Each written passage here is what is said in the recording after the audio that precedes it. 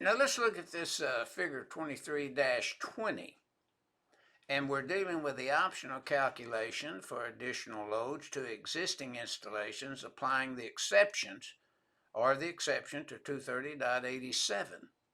Now, given the actual amps recorded, for a period of 30 days is 500 kc mil, 220.87 exception. You know, that's a measurement for an average of about 15 minutes that you have a demand meter and you record it.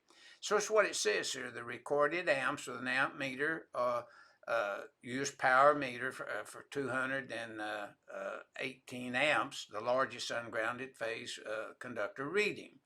And notice that it's 500 kc mil on this feeder.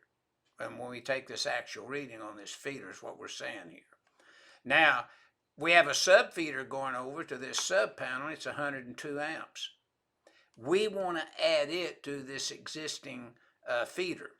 So the note says the added load for service shall be permitted to be calculated using the same procedure and per 220.87 exception. So let's do the math work here now.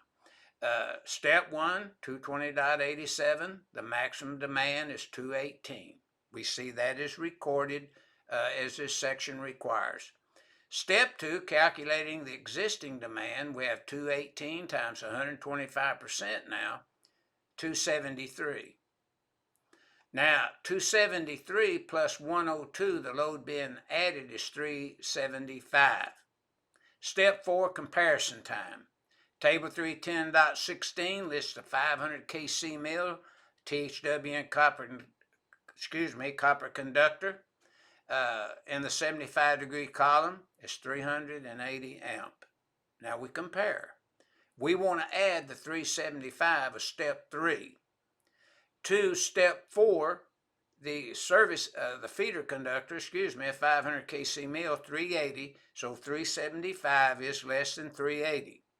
So the solution states that the 375 amp load can be applied to the existing feeder conductors rated at 500 kc mil, and that's what this figure is illustrating to the user of the NEC.